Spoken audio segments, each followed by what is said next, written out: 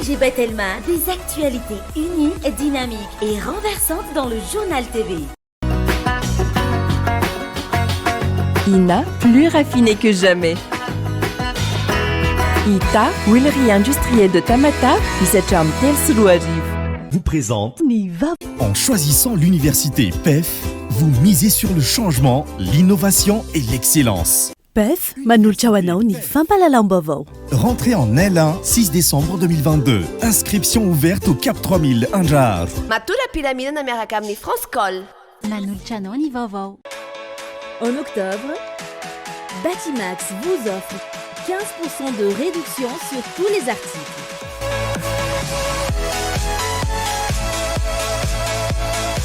Vous présente Nivavo.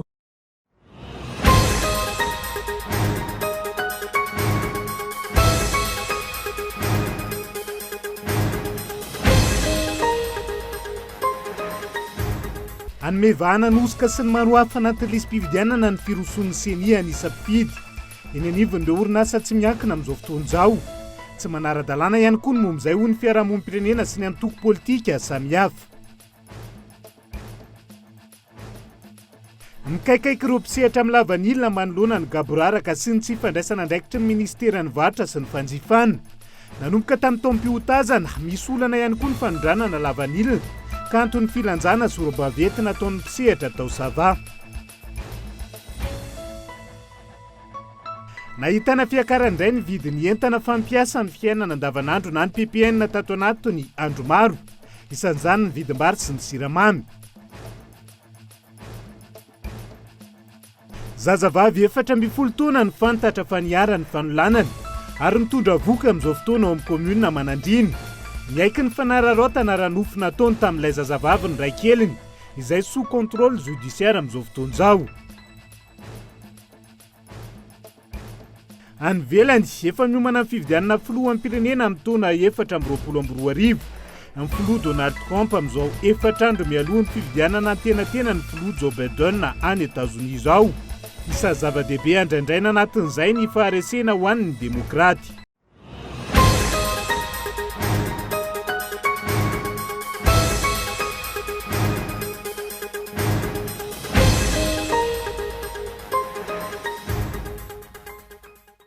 Ankafaliana trano no hitsidiany indray ny tokantranonao amin'ity alina ity tonga soa ato anatin'ny fotoana ny fampalalam-baovao amin'ny fiteny malagasy.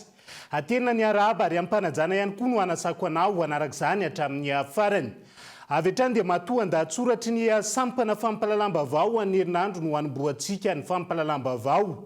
Efa manomboka seho ny vahoaka amin'ny alalan'ny hevitra sy fihetsiketsehana maro lafy fa tsy mahomby amin'ny fitantanana ny firenena mpitondra fanjakana amin'izao fotoana izao. Tsy mifanaraka amin'ny fampanantenana ny zava-misy ary diso fanantenana ny vahoaka. Raha eo amin'ny vidim-bokatra sy ny avidanga ny vidim-piainana ary ny resaka tsy fandria ampahalemana. Ny fividianana ny taona 2022 sy sarak'izany no andrasan'ny vahoaka. Anomezana noty ny fitondrana amin'izao fotoana izao. Henri Florian. Miditra amin'ny vanim-potoana mampisavorovoro-ndrara politika eto Madagasikara amin'izao fotoana izao. Raha miziriziry amin'ny tsy maintsy anaovana fitohanam-pirenena ny mpanohitra mialoha ny hatrehana ny fividianana, midrikina amin'ny tsy fanovana governemanta ny praiminisitra sy ny ekipany. Mifanindran-dalana amin'izay, malaza fa misalasala, te handroso sy tsy te handroso amin'ny fanovana farany mialoha ny ady atao amin'ny fividianana ny filoham-pirenena. Toa mampiseho sahady ny mpitondra fanjakana ankehitriny fa tsy nahomby ny efa taona izay nitantanana ny firenena, ka mihirahira sahady ny fotoam-piasana manaraka amin'ny alalan'ireo fampanantenana maro samihafa nefa ny teo ary tsy vita akory. Ny fiandohan'ny herinandro teo ohatra, nilaza ny teo anivon-drodibe ny mpanohitra fa hamoaka fehi-kevitra izy ireo ahafahana mitondra fampandrosoana ny firenena. Midika izany fa tsy mahomby ny fitantanana ka ilana fanarenana. Na izany na izany, manana didy goavana amin'ny zava-misy ankehitriny ny filoham-pirenena izay kapiten'ny ekipa. Ny vahoaka izay velotaraina sy mikaikaiky amin'ny vidangan'ny vidim-piainana sy ny fahasarotan'izany amin'izao fotoana izao. Ankoatra ireo, anomana ny fividianana amin'ny taona ho avy izao fitondran'izao, fividianan'izay fitsarana faratampony fandrefesan'ny vahoaka ny fahaiza-manao sy ny fahaiza-mitantana nataony ny mpitondra izay nampindra amin'ny fahefana. Mampametra-panontaniana ny maro ankilany ny fanomanana izany fividianan'izany. Toa tsy mandeha araka ny tokony ho izy ny fanavaozana ny lisitry ny mpifidy, ataony ny seny. Ainany sy ny korontana aoriany ny fividianana manoloandro lesoka maro hita amin'ny fanavaozana ny lisym-pividianana. Tamin'ity herinandro ity ohatra, hita fa tsy manaja ny lalàna 24 tsipika aotraotra valiny vidinandreo agent recenseur mandray ny kasika ny mpifidy eo anivon'ny orinasa tsy miankina. Voalazany lalàna 24 tsipika aotraotra valo fa eny anivon'ny fokony tany sy isaky ny tokantrano ihany no ahafahana maka ny mombamomba ireo mpifidy. Mila jerena akaiky arak'izany ny lafiny fanomanana ny fividianana mba hisorohana ny olana mety iseho. Fa io ihany koa, fanontaniana maro no mipetraka manodidina ny autoroute mampitohy an'Antananarivo sy Tomasin'izay atomboka afaka 2 herinandro, tsy mazava nandritra ny fampahafantarana ny tetikasa sy ny fanaovan-tsoniny fifanaraham-piara-miasa eo amin'ny firenena malagasy sy egyptianina. Isan'izany ny mikasika ilay mamatsy ny 800 ny vola amin'ny fanatanterahana ny tetikasa. Ny orinasa hitantan'izany any aoriana raha toa ka EPC na ny Engineering Procurement and Construction ny fifanarahana amin'ity tetikasa ity sy ny maro hafa. Iazakazahana ny fanamboarana autoroute ny vahoaka fa tsy hita mazava koa ny fanatsarana ny lalam-pirenena izay efa simba sy potika tanteraka amin'izao fotoana izao. Ankoatra ireo voalaza tsy ambonindreo, nivoaka tamin'ny fahanginany ihany koa ireo mponina eny Imeritsy Atosika. Nambaran'izy ireo fa tsy misy fifampiresahana fa didim-pitondrana mamaritra ny vidin'ny tanin'ireo mponina voakasika amin'ny tetikasa Tanamasoandro no voarain'izy ireo. Fa minondro tantsaha amin'iny faritra iny no ataony ny fitondrana ankehitriny raha toa ka tsy mbola misy foto-drafitrasa miorina eo ambonin'ilay tany-panjakana mirefy 1,7 hektara hatramin'izao. Farany, mikaikaiky amin'ny lafiny tsy fandriampahalemana ihany koa ny vahoaka malagasy amin'izao fotoana izao. Miseho ny fanafiana amin'ny tampiadinina Etsiaro, manjaka ny fandrobana, mandry tsy lavilony ankamaroan'ny mponina, na ny ety an-tanety be na any ambanivohitra. Miandrandra rivo-baovao ny vahoaka malagasy, ao aoriana ny fividianana. Olom-baovao no ilain'ny vahoaka izay leo ny fampanantenana pokaty sy ny fidangan'ny vidim-piainana. Anjaran'ny vahoaka tsirairay arak'izany no manao tombana ny asa nataon'ny fitondrana ankehitriny. Fa toy ny resabe manodidina ny fomba fiasan'ny CENI amin'ny fanavaozana ny lisitra mifidy amin'izao fotoana. Anome vahana ny osoka sy ny halatra samihafa atao anatin'ny lisym-pividianana ny firosoan'ny CENI. Anisan'ny mpifidy eny anivon'ireo orinasa tsy miankina raha ny fanazavana azo tamin'ity androany ity. Tsy manara-dalàna ihany koa ny fanokevitry ny fiarahamonim-pirenena sy ny antoko politika. Ny momba izay androany onona saina. Araka nefa notanterana teto amin'ny fampalalam-baovao, iroso amin'ny fanisana ireo mpifidy amin'ny alalan'ny fidinana ifotony eny anivon'ireo orinasa tsy miankina ireo agent recenseur avy amin'ny CENI. Isan'ny arahany miasa amin'izany ny vondrona GEM, FIVPAMA ary ny GEFP. Mangataka fiaraha-miasa ny CENI hoe satria ny akamarozan'ny mpiasa miala maraina dia mody hariva dia tsy tratrany an-trano mihitsy dia nangataka fiaraha-miasa amin'ny vondrom-pandraraha izy zany hoe mba entanina ny orinasa mpikambany vondrom-pandraraha tsirairay mba hanentana mpikambana ao aminy zany mba amila ny CENI anao fanisana ny le réflexion ny lista zany any amin'ny toeram-piasana. Zany hoe tsy misy ninina ataon'ny mpandraraha fa manome ny toerana dia ny mpiasan'ny CENI ny tonga any dia ny CENI manao ny asany zany manaja ny fandaminana ao am-piasana zany lefa tsikelikely eo mpiasa manao an'le famenona an'le fiche de recensement. Mametraka organisation zany ny CENI miteny hoe zay amin'izao no avy ao aminareo ho an'le orinasa nanaiky zany. Manome toerana fotsiny izy dia amin'izay izy milaza hoe reto avy le zavatra tokony hoentin'ny mpiasa amin'le fotoana anaovany an'io le liste io. Anome vahana ny doublon izay efa olana tamin'ny lisym-pifidianana teo aloha ity fomba fiasa ity hoy ny firaisamonim-pirenena safidy. Hoe misy zavatra tsy mifanaraka amin'ny lalàna ihany satria raha ny fomba fijery ao anatin'iny dia hoe lasa terenankolaka ny mpiasa ao anatin'iny. Ny faharoa manaraka an'izay dia ireo mpiasa ireo ataontsika hoe mety efa misy mifanisana any anatin'ny tokantrano. Avy eo koa mbola izy koa ny fanisana any amin'ny toeram-piasana ao anatin'iny. Dia eo le lasan'ilay miteraka avy hatrany indray mety hoe doublon. Eo zao dia efa tsy voaja le hoe rehefa manao an'ilay validation dia tokony céléré ao anatin'iny dia céléré aiza ny asa ao anatin'ilay toerana iasana ao anatin'iny. Dia izay le mahatonga an'ilay hoe lasa misaviritaka ny olana amin'ny CENI zany raha fomba fijerinay dia le maika ny anenjika an'ilay isa nangalana ny hevitry ny rehetra ve zay le hoe indraindray le fombafomba ohatran'ireny misy ny cadre de concertation atao indraindray ohatran'ny hoe fombafomba fotsiny ihany fa zay hevitra fa efa manana hevitra manokana ny tseny ao anatin'iny dia tsy nandalo tao anatin'izay mety hoe cadre de concertation koa ngamba zany hoe ohatrany ahoana fa dia hoe hevitra manokana tokony atao anatin'izay. Hita taratra amin'izao ataon'ny voamera mahaleo-tena misana ny fifidianana izao ny fahavononana iasa sy anenjika taremarika ony avy amin'ny antoko monima saingo mampia ihany fangararana. Satria ny tena zava-dehibe angia amin'ny zavatra ohatran'izao dia le fifampitokisana sy le fitokisana apetraka amin'ilay zavatra anankiray atao ka hita zany fa mazoto be ny CNI amin'ny fampidirana ny olom-pirenena ao anaty lisam-pifidianana fa kosa le méthodologie ampiasaina zany sy le groupe cible tokony ho jerena tsara fa betsaka ny olona tokony mampidirana fa sao dia amin'ny olona efa tafiditra sy efa voasoratra no mampidirana dia manjary doublon na triplon na zavatra ohatran'izay.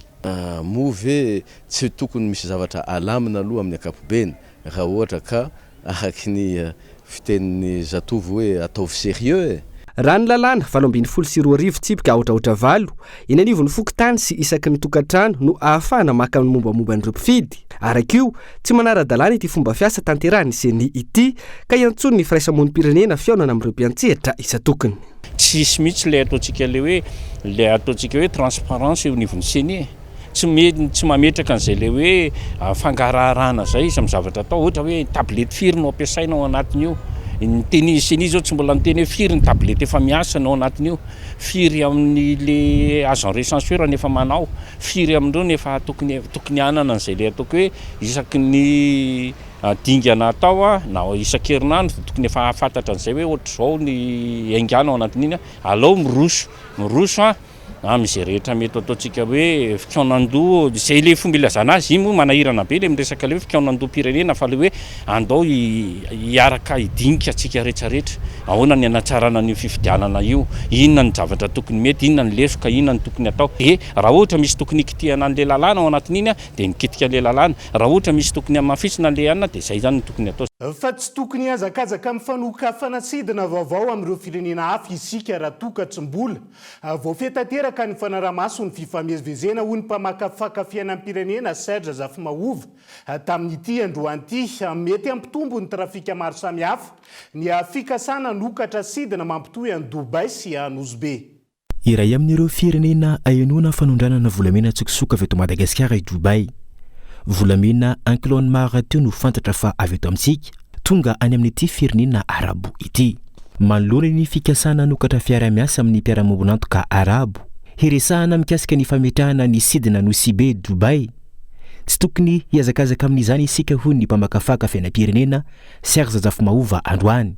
Tsy mbola voafehin'i Madagasikara ny fanaraha-maso ny sisin-tany sy ny fivoahana anabakabaka ho izy ka ahiana hampitombo ireo trafika maro samihafa izany. Ny le izy fotsiny voafehantsika ve ny sisin-tanytsika zany hoe ny aéroport zany sy ny port satria amin'izao fotoana izao ny trafika rehetra mivoaka na mandray aéroplanina na mandray sambo.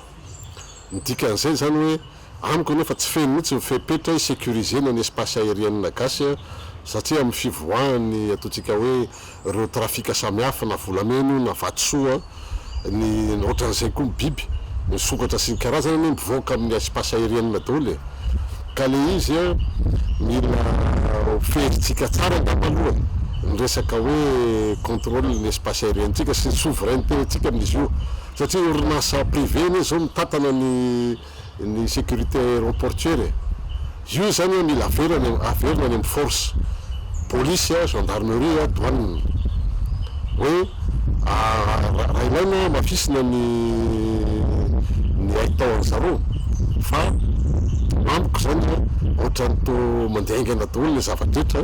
Tokony ampiseho fahamatorana amin'ny fandraisana fanapahan-kevitra ny fanjakana hoy hatrany ity mpamakafaka fiainam-pirenena ity.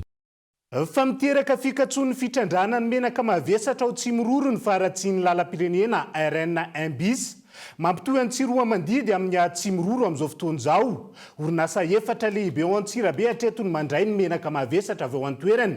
Izay latsaky ny 520 isanjato amin'ny eo amin'ny tsena iraisam-pirenena ny vidiny. Tsy mbola misy ihany koa ankilany hatretony garantie de paiement. Omen'ny fanjakana malagasy amin'ny famatsiana ara-tsolika ny orinasa Jirama Nela. Rana Evson. Mandrimandry mananaretana ary ny any ivelany ihany no atadiavany ny fitondrana malagasy raha ny fitrandrahana menaka mavesatra ao Atsimiroro no resahana. Efa nanomboka herinandro vitsy no efa namatsy solika orinasa miisa efatra lehibe ao Antsirabe ny orinasa Madagascar Oil raha ny fanazavana. Isan'ny olana lehibe hitarana n'ity orinasa ity ny tsy fijerevan'ny fanjakana ny lalam-pirenena RNMPs mampitohy ny tsiroro mandidy sy Atsimiroro. Izay efa potika tanteraka amin'izao. Tsy misy orinasa manamboatra lalam-pirenena fa anjara ny fanjakana no manao izany. Tokony atao laharam-pahamehana toy ny nanamboarana ny lalam-pirenena fa 420 ny RNMPs raha ny fanazavana. Fanamboarana vonjimaiky hiatrehana ny vanim-potoana ny fahavaratra ihany no nataon'ity orinasa ity amin'izao. Lazainy teo le vanty tokony atao tsy afa-miandry satria manantena ny Will Lord avokarin'ny Madagascar Oil io reo orinasa izay nanosiny contrat niaraka amin'ny orinasa. Ambon'izay tsy azo eritreretina mihitsy ny hoe tapaka ny approvisionnement mandritry ny saison des pluies ho avy zao. Nanome garantie Madagascar Oil hoe tsy tranga mihitsy zany rupture d'approvisionnement zany. Dia izay zany niteraka obligation hoe tsy maintsy nandray andraikitra Madagascar Oil anamboatra le ataony point noir rehetra amin'io route nationale ambition. Efa nanomboka zany ny asa en traitement andreo point noir reo afahana miassurer an'izay continuité ny approvisionnement zay na avy aza ny orana. Miato indray ny fitrandrahana amin'izao antony feno ny toby fitahirizana raha ny fanazavana mandridina ny Shadi Miala Seraetsy Barilla io no efa voatrandraka amin'izao. Ny orinasa Jirama no isany natao ho isan'ny mpanjifa lehibe any Madagascar Oil raha ny fanazavana. Misy kosa ny fipetranapetraka ny Madagascar Oil manoloana ny hafamatsiana ny orinasa Jirama amin'ny fisin'ny garantie de paiement. Ny Jirama zay dia napetraka tamin'ny Jirama tony zany ny fanontaniana mikasika an'io garantie de paiement io. Zava-mihitsy manko ny amin'reto client industriel ao Antsirabe reo zany tsy mipetraka le olana. Afaka mandoa ara-dalàna ny facturana HFO vidiny amin'ny Madagascar Oil reo client industriel reo. Situation Jirama raha antsika malala le izy. Ary tsy andanin'izay ny demande Jirama lehibe de lehibe. Donc ny facture zay vokatry ny solika ho vidiny Jirama ny rinany dia ho avy be koa ny montagne. Dia izay no antony nankatahan'ny Madagascar Oil garantie de paiement tamin'ny Jirama. Mbola mitoetra ny fifampiresahana amin'ny fanjakana malagasy amin'ny fanomezana garantie de paiement amin'ny famatsiana ara-tsolika ny orinasa Jirama raha ny fanazavana. Ankilany, latsaky ny 520 isanjato ny vidiny ny menaka mavesatra eo amin'ny tsena iraisam-pirenena ny vokatra vokarin'ny Atsimiroro raha ny fanazavana. Amin'izao mandidina ny 500 metatra toratelo ny tahiry efa lafo raha toa ka 504 metatra toratelo no efa voatrandraka. Azo lazaina fa ambany ny tany varotra ankehitriny.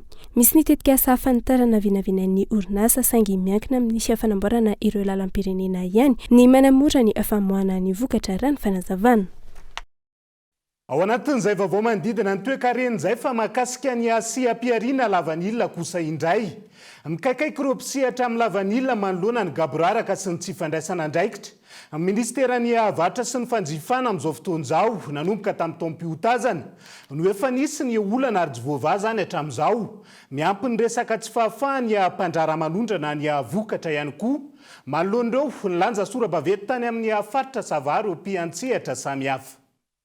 Sesilany ireo olana iainan'ireo mpisehatra amin'ny volo fanondrana lavanilina. Nanomboka tamin'ny fotoam-piotazana izay namoahan'ny fanjakana ny daty tsy mifanaraka amin'ny tokony ho izy. Efa matoy ireo lavanilina saingy voatery miandry ny fotoana nambaran'ny ministera pia ary tamin'ny faritra sasany ihany koa mbola maitso ny lavanilina nefa nambara fa efa tokony hirosona ny fiotazana. ireo tranga ireo izay nampirongatra ny tsy fandriam-pahalemana tamin'ny faritra maro nahitana voly fanondrana.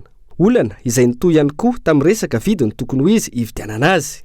Raha nanambara ny fanjakana fa hijerena manokana ny mpamboly, tsy izay no nitranga fa vao maika namono ireo eny fotony ny fanapahan-kevitra izay nametra ny vidiny lavanilina maitso ho $5.70 ny kilao raha toka $500 ny amarotana ny masaka eo amin'ny tsena iraisam-pirenena. Ny agrément nomen'ny fanjakana tamin'ny alalan'ny ministeran'ny varitra sy ny fanjifana ihany koa tsy mangarara, mpandraraha maro no tsy nahazo izany ary ireo manana izay agrément izay ihany koa tsy afaka manondrana. Ny zava-misy tena loza am'izao miaigny zao raha ny district Antalamanoko ny koragny malahelo zany ny exportateur agny. Ino le alahelondreo? Nomena agrément, lefinazy agrément izy tiako tenenina zany, nomena agrément ireo fa ny vokotra zare zao tsy afaka ondrana. De mandeha ino ny antony hoa nanazo note avy tamin'ny ministère nareo? Zay tsisy note magnambara fa tsy afaka ondrana fa hoe arirarira indray zala ntoerana eto hoe fa ino ny antony matonga marirarira? Ny avibeko voambony agny mbola tsy afaka magnatanteraka ny fagnondrana. De ny tegna loza aminazy, ny tena loza zany lasa zay volagny exportateur raha tsy mahazo le mbola tsy afaka magnano exportation zay tsy vidy. Ino vokan-dratsiny aveo tsisy mpividy ny vaniliny mpamboly ny vahoaka. Tena loza mantany zany ny tsy fahafahan'ny exportateur magnondrana vanille amintsika miteny zao. Vokatr'ireo olana maro sy ny tsy fianoan'ny ministra Pia ireo mpisehatra amin'ny lavanilina manomboka amin'ny mpamboly hatramin'ireo mpandraraha ao amin'ny faritra Sava, nilanja sora-baventy izy ireo mitaka ny anafonana ny CNV na ny Conseil national de la vanille. Noho izany manimba ity sehampiarina ity sy miendrika famoretan'ny fanjakana ireo tantsa araka ny voarakitra amin'ny sora-baventy nasehon'izy ireo. Nisy ny feonan'ny solombavim-bahoaka tamin'ireo mpisehatra amin'ny lavanilina tao Antala, taratra avy amin'izany ny ayahin'ireo mpandraraha manoloana ny fomba fiasan'ny fanjakana. Taherina ireo misy mivako satria lasa miaya marina baka le olona zany hoe sode misy zao i raha ty sode misy afaka magnondra satria za tsy de hitrindany fa aya tsy maintsy manana aya olombelona ihany tsy maintsy afaka miaya ohatran'izany de miaya ny olona fa nanontanianany daholo aloha agny aloha mbola tsisy afaka magnondrana tsy haika aty fa ny amin'ny agny amin'ny savagny maloha nanontaniagna daholo mbo tsisy afaka magnondrana satria ny mahazatra ny olona letra zay rehefa septembre octobre indrindra fa octobre matetiky igny fisokafana ary igny efa mety tsara vanila fa ampy qualité tsara manana mafeno qualité fepetra tsara zany rehefa octobre zany satria efa mafana ny andro rehefa mafana ny andro baka izy tsara zany le qualité famaranana ny qualité la vanille zany. Nivoaka tamin'ny filan-kevitra ny ministra farany teo fa ho amin'ny 15 novambra izao no hanomboka ny taom-piotazana 50 andro mialoha. Maro tamin'ireo mpandraraha ny vidy lavanilina no niomana ny anondrana saingy tsy mbola nahazo fampahafantarana na fahazahon-dalana ho hiatran'ny fanazavana. Fa nitota amin'ity androany ny fitsidiam-patra nataony filohan'ny pirenena mivady taon'ny Ozibe sambo aingam-pandeha na vedette rapide miisa roa indray no natolotra ny foibe mpanaramaso ny Jono na ny CSP taon'ny Ozibe nandritra izay. Entina iarovana ny arenan-dranomasina sy ny fahadranomasina Madagasikara amin'ny Jono tsy manara-dalàna. Isa misarika abizahantany maro ihany koa ny any an-toerana ka ho ampina ireo trano fandraisam-bahiny sy fodrafitrasany an-toerana raha ny fanampanantenana nataony filohan'ny repoblika hatrany fa makasika ny toy ny fitakiana ireo nosy malagasy aty amin'ny ranomasimbe indianina kosa indray. Misy ny stratégie entin'ny fanjakana azona ireo nosy malagasy amin'izao fotoana hoy ny filohan'ny antoko avy raha nitafa tamin'ny mpanao gazety tamin'ity androany ity. Io no isan'ny antony fiemorany daty eo am-piomanana ao anatin'izay fanampanazavana. Zany stratégie amin'ny diplomatie zany ane tsy filaza amin'olombelona zany. Zany atao hoe tena miafina tanteraka fa tsy hipohipotranao hoe zao no ataonay anao nitsy zay nanao zao fa miafina zany stratégie zany en matière diplomatique fa tsisy andeha ilaza aminao hoe andeha anao paikaty zay nandaonay paikaroa zay fa de miandry samy manomana de rehefa mifankahita zay vao samy mampiseho ny fahaizany sy ny stratégie. Fa nahitana fiakarandray ny vidiny entana fampiasa amin'ny fiainana andavanandro na ny PPN taty anaty ny andro maro zao. Isan'izany ny vidim-bary sy ny siramamy raha ny fanadihadiana natao teny anivo ny tsena maro teto Antananarivo renivohitra. Tsy mitsambiakatra ny vidin'ireo entana fampiasa amin'ny andavanandro amin'izao fotoana raha ny fitarainan'ny mponina. voatery mampiaina ny fandaniana noho izany izy ireo noho ny fandaminana ny vola eo am-pelatanana. Vidim-piainana lasa sarotra be miakatra be daholo ny vidin'entana, ny vary zao miakatra, menaka, ny charbon konko miakatra be Fizerena vola zao raha ohatra hoe taloha 25 000 atao hoe ampy zany ao anatin'ny tontolo andro, amin'izao 50 000 tsy ampy, lasa aina le zavatra hohanina. Raha ohatra hoe mihinana vary réclot zao dia lasa ohatra hoe rosy tapany. Vary, menaka, savony, zay zao no tena hitako tena miakatra be. Tsy maintsy mividy vary aloha dia savony tsy maintsy vidiana dia mena daholo ny sakafo hohanina. Taloha zao ny anay 10 000 dia zao efa mandany any amin'ny 10 000 sy iray alina tsy ampy. Efa mianak'izay. Ataoko hoe amin'ny ankapobeny zany le vidin'ny zavatra rehetra mety. Io moa zany raha mahafantatra fa tsy olona avy ety ambany ety zany mampakatra an'le vidin'ny zavatra. Fa ohatra hoe misy commande, misy commande zany zavatra io matoa misy tanteraka le vidin'le zavatra. Dia le vahoaka zany na le mpivarotra sy ny karazany mety tsy afaka manoatra fa zavatra anankitelo zany tena tsy miala ny vahoaka, ohatra zao hoe vary sy ny savony, fanasana ny lamba zany mba hidiovana, dia ny menaka moa fa tsy tenenina intsony.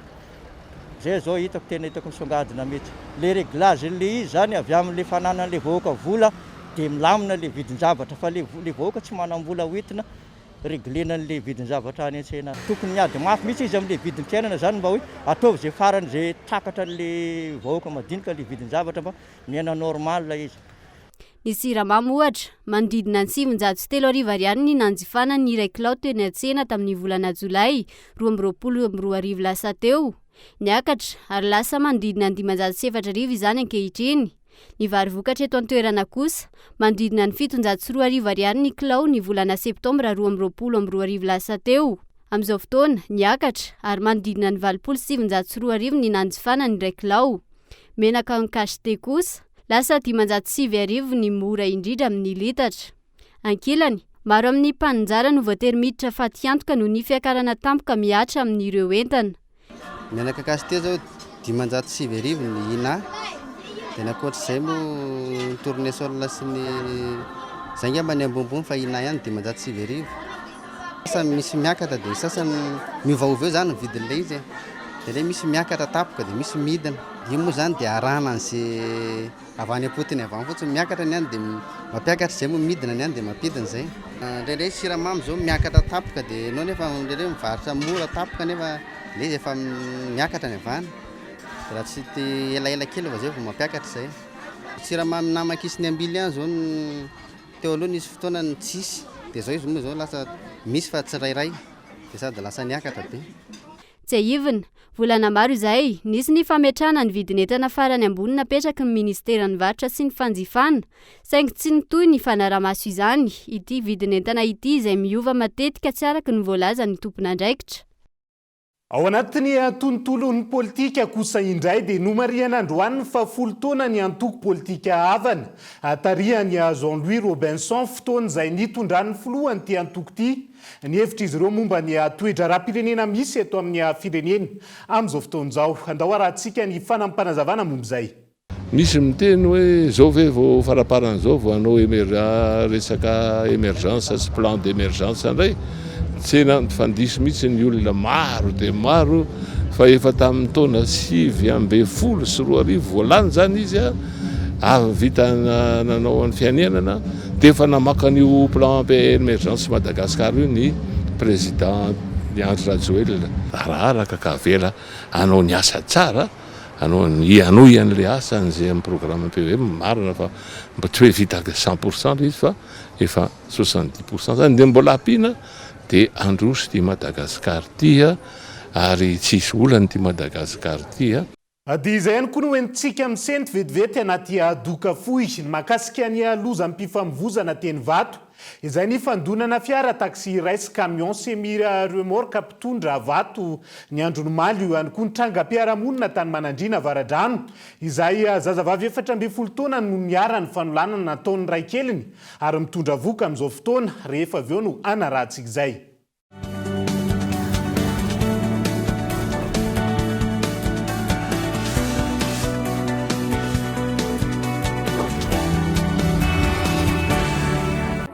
Telma TV gratos resaka sérieux omena fotsiny mahazo Telma TV adiny ray maimaim-pony sady voakasika andatanao na 1 mégamonja azy tsotra fotsiny tonga vahaingana eny amin'ny Telma Shop dia zay aza tara Telma TV safidiky tsotra malagasy.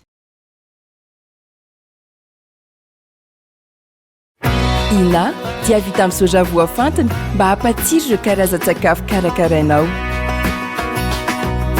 Ny menaka Ina dia ahitana oméga 3 sy oméga 6 ary ara-pahasalamana no notrikaina entin'ny soja. Ina ilay menaka manome tsirony nahandronao isan'andro.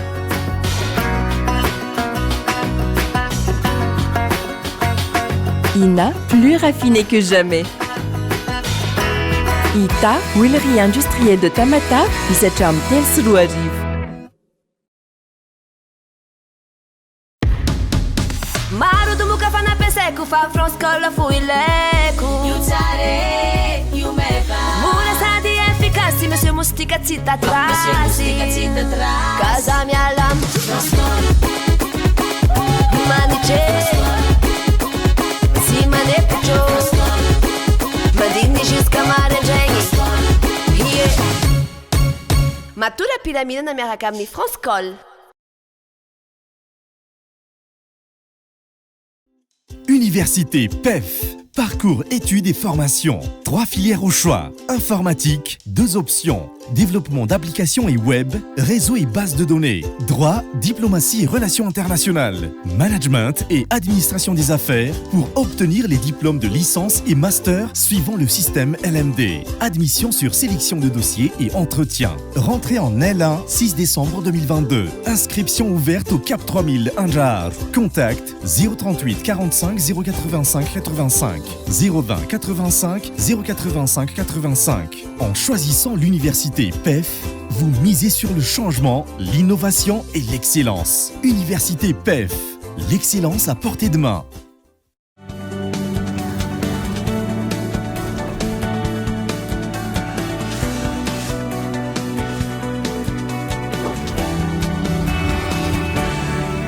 Mamenina ny araba tonga klasia tonga vavy tonga soa indray atao anatin'ny tapany faharoa amin'ny fampalalam-bavao amin'ity ala ity isan-tarantsika izay potika tanteraka ilay fiara taxi ny fandona tamina camion semi remorque mpitondra vato malialina teny vato teny akaiky ny bani tsy nisy ny ainavina fohy fa mbola manaraka fitsabony ilay mpamilin'ilay fiarakaretsaka araka ny nambarany fianakaviana nandritra ny fanadiadiana natao tamin'ity androany ity vokatry ny fandianan'ilay camion mafy loatra no nahatonga ny loza raha ny fanazavana Henri Florian.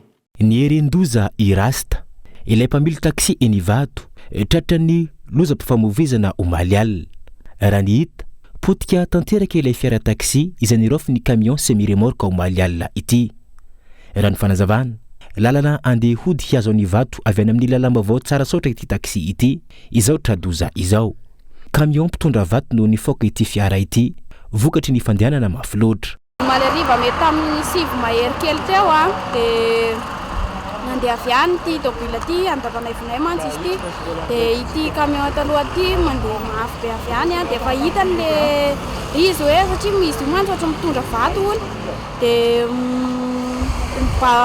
misy balotage be zany dia mibombe le zavatra ao anatin'le izy dia nefa hitany hoe izy efa mangalatra aty amin'ny lalana mihitsy hoe efa tsy any amin'ny lalana intsony izy mandeha dia naka sisiny amin'izay ity sady mandeha moramora dia nijereny amin'izay tena nidona taty zany dia satria ry efa tsy tavavily tsony fa tena efa mandeha mafy be iny dia izy amin'izay somary niataka kely nanao ohatra izao dia mba zay zany tsy nahafaty anazy fa raha ohatra izao izy tena mety maty sur place mihitsy. Amin'izao tsika miteny zao vao marary satria izy nalefa teny amin'ny hôpitaly teny Alakamisy dia efa nody moa izy fa vao manaraka fitsabona fa marary ny tarehany raparapa aby ny tanany maratra be dia mbola marary tena vao marary mihitsy izy amin'izao fotoana izao.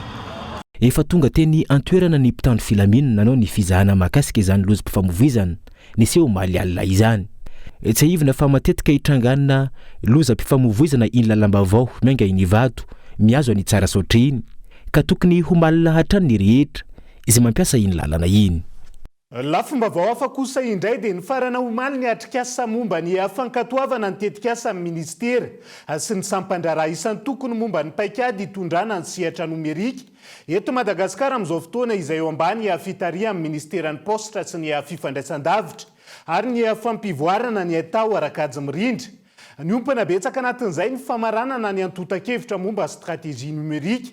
Aorian'izay ny famiaranana atao izay andalo ny filan-kevitry ny minisitra sy ny governemanta ny momba izay tanjona ny ahafahana mampiasa sy mikirakira ny fitaovana sy ny sehatra rehetra mifandraika amin'ny tontolo nomerika araka ny tokony ho izy sy ny lalàna mifehizay fanampanazavana. Rehefa vita zany iny validation conseil zany dia lasa document officiel izy io zany dia io zany no document iasan'ny ministera rehetrarehetra sy ny institution manomboka izao mandritra ny 10 taona amin'ny resaka numerika. Le document zany dia milaza hoe ohatran'le fahenontsika teo zany dia hoe ireto daholo no lalàna ohatra izay tokony ho atao sy ahitsy ary ireto no décret d'application ho atao mandritra ny fotoana ao anatin'izay tontolo satria tsy maintsy manaraka ilay teknôlôjitsika zany dia ny teknôlôjia mandroso tsara fatatra tsara hoe mandroso be ny teknôlôjia fa raha ohatra ka tsy misy lalàna mikadre an'ilay teknôlôjia dia manjary lasa ohatrany hoe mandringa ilay izy zany. Eto amin'ny tanànan'Antananarivo zao dia fahitanareo hoe misy an'ireo caméra izay apetraka amin'ny resaka sécurité. Iny zavatra iny zany mba ahafahantsika mampiasa tsara an'iny fitaovana reny dia tokony misy lalàna mifehy tsara ny fampiasana anazy dia izay le soratantsika ao anatin'ilay plan stratégique. Fatrangam-piarahamonina no anohizantsika ny fampalalam-bavao amin'ity ala ity. Zazavavy 17 taona no fantatra fa niara ny fanolanana ary mitondra voka amin'izao fotoana ao amin'ny commune Manandrina distrika ny Antananarivo Avaradrano. Ny aiky ny fanararaotana ranofo nataony tamin'ny aty zazavavy kely ity moa ny rakeliny raha ny fanazavana azo etsy ankilany raha ny fanapa-kevitry ny mpitsara fanaomba-mitorana mahakasika ny raharaha napetraka ho sous contrôle judiciaire amin'izao fotoana ny raim-pianakaviana na Vandoza. Abraham Randriamanana. Ny faha-efatra ambin'ny folo ny volana oktobra lasa teo ny nahareny tompon'andraikitra avy eo anivon'ny commune Manandrina mikasika ny fisiana zazavavy 17 taona mitondra voka tao amin'ny tanàna Ambohitsoa nanatanteraka fidinana teny an-toerana tao aorian'izay ny avy amin'ny commune sy mitandro ny filaminana ary nisokatra ny fanadihadiana fantatra nandritra izany fa mitondra voka efa bolana ilay ankizivavy. Dia rehefa nadihadiana dia tsy izy akory fa dia ndray mpitaiza azy zany hoe ndray kely ny nabe voka azy dia mba fa zanabadiny zany io be vokany io dia nalefa teo anivon'ny brigade mondrara dia natao fanadihadiana tamin'izay fotoana izay no niaiky ny mpanao ny heloko fa dia nanao tokoa izy ary niaiky koa ny voalohana fa dia hoe nisy zany fanolanana zany. Niroso tamin'ny fanatanterana ny famotorana ny tompon'andraikitra tao aorian'izay raha ny fanapa-kevitra noraisin'ny mpitsara napetraka ho sous contrôle judiciaire na ray maso mandritra ny fotoana ny fitohizan'ny famotorana na ny fivoahan'ny didy farany ny fitsarana ilay raim-pianakaviana. Nampalahelo dia lasa afaka noho ny tsy afaka moa zany fa nahazo contrôle judiciaire ilay lehilahy izay nanolo ny zazakely ity ka io indrindra no malaza saina an'ilay izy hoe efa niaiky ilay mpanao heloka nanamafy ihany koa ny voaolana fa dia nisy fanolanana kanefa dia contrôle judiciaire no azony. Nagaganay koa dia tsy nandalo juge d'instruction ilay raharaha fa dia misaraina fotsiny teo anatrehana fitsarana dia nivoaka ilay fitsarana. No mahagaga zany dia zao fotsiny hoe raha ohatra zany ny zavatra iseho dia ngamba iravoravo-tanana daholo ireo mpitory sy ireo mpanao heloka zany ireo voaheloko ireo iarany antso-zay zany dia tsy sahy tory ny fitsarana. Nitsara tamin'ny fianarana ankehitriny ilay ankizivavy niara-ny fanararaotana ranofo nataony ray keliny raha ny fanazavana miantso ny tompon'andraikitra sy ireo mpisehatra amin'ny fiarovana ny zaza tsy ampy taona hijery ity raharaha ity manoloan'izany avy amin'ny commune. Fa ny tontolony voninkazo sy manodidina indray no entina aminao ao anatin'ny fandarana alalino raha mpitso amin'ny fitora ariva eto amin'ny fahitalavitra kolo. Tsy fafinaretan'ny masorery ihany ny fambolena voninkazo fa maro ireo karazana voninkazo azo hohanina amin'izao fotoana izay ampiarahana amina sakafo hafa misy koa ireo entina hitsaboana aretina samihafa manodidina ny 500 eo ireo karazana voninkazo azo hohanina maneran-tany vitsivitsy amin'ireo no hita eto Madagasikara amin'izao fotoana toy ny capucine, ny hibiscus, ny begonia, ny amaranth sy ny maro hafa ihany koa. Andao arahantsika ary ny ampany ao anatin'izay. misy amin'ireo voninkazo ambolena eny amin'ny zaridaina no azo hohanina tsara. Hevitra adala tsy hevitra izay nolovaina tamin'ny fiarazam-bisy sy ny fahaiza-manao izany ary hatramin'izao natokana ho an'ny chef matianina amin'ny resaka fandrahoana sakafo ihany ny fampiasana izany. Mamididina ny 720 euro ny karazana voninkazo azo hohanina maneran-tany raha ny fikarohana natao. Maromaro vitsivitsy amin'ireo no hita eto Madagasikara toy ny capucine, ny hibiscus, ny bégonia, ny amarante, ny pissenlit sy ny maro hafa ihany koa. Mbola vitsy amin'ireo mpivarotra voninkazo eto amintsika no mahalala ny karazana voninkazo azo hohanina. Betsaka aloha vitsivitsy ihany mifantatra. Eo amin'ny 3-4 ihany nafinana eto aminazy zao capucine, pervenche, camomille, balsam, marguerite, zay zao mifantatra. Ataon'olona fanafody zao le capucine sy le balsam ary le camomille. Ie. Saika resaka fitsaboana avokoa ny voninkazo fantatr'ireo mpivarotra nanaovana fanadihadiana ary efa misy olona paka entana eny amin'izy ireo. Tsy lafo fa manomboka eo amin'ny 10 hatramin'ny 200 ny saran'ny voninkazo fihinana eny amin'ireo mpivarotra voninkazo.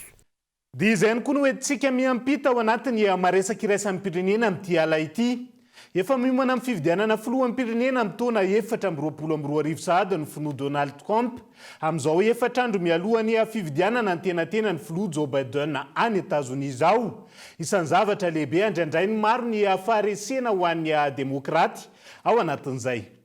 Fotoana indray izao hiverenan'ny filoha teo aloha Donald Trump amin'ny fanomezana tokony vahoaka Amerikana raha toa ka tao anatin'ny herintaona somary anangina sy tsy niseho tamin'ny fahitalavitra tena toerana ity filoha taloha ity. Tsy maintsy miverina mametoky ireo vahoaka ny FDS tamin'ny taona 2022 ity filoha teo aloha ity. Azo lazaina fa somary mihidina ny tanin'ny olona manaraka azy. Maro ihany koa ireo hadisy fanantenana.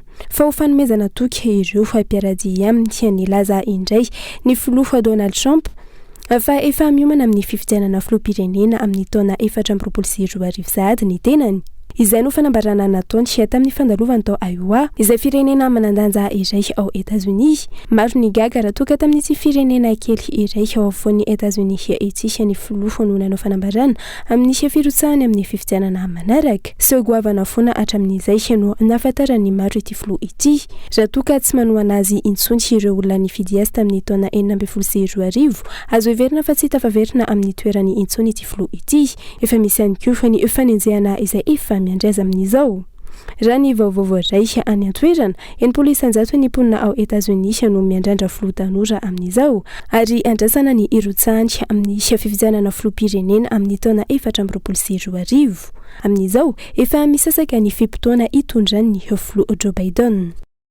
Amin'ny farany eto ihany koa ny fampahalalam-baovao an'ny androany naiza misy anao ankasitrahany ianao tsy nisaraka taminay tao anatin'izay fotoana nitondrana ny fampahalalam-baovao izay mandrapitafa ho amin'ny raha-pitsondray ary tomboky lasy tomboky vavy veloma tomboka.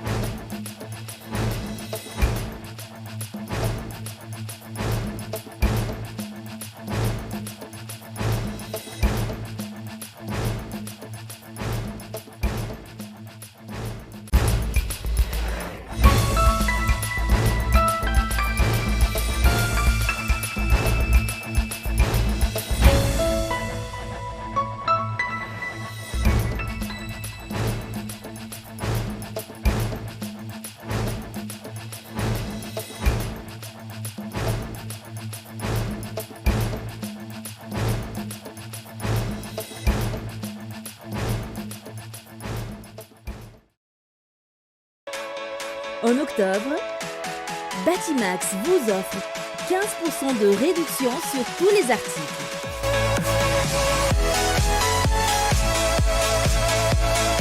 Vous a présenté Ni Vavo. Matura Pyramide na miaraka amin'ny France Call. Vous a présenté Ni Vavo. En choisissant l'université PEF, vous misez sur le changement, l'innovation et l'excellence. Narainao 2 ny fampahalalam-baovao miaraka tamin'ny PEF. Rentrée en L1, 6 décembre 2022. Inscription ouverte au Cap 3000 Indjar. INA, plus raffiné que jamais. ITA, huilerie industrielle de Tamata, Isacham Telsuruariv. Vous a présenté Nivavo. 5G Batelma, des actualités unies, dynamiques et renversantes dans le journal TV.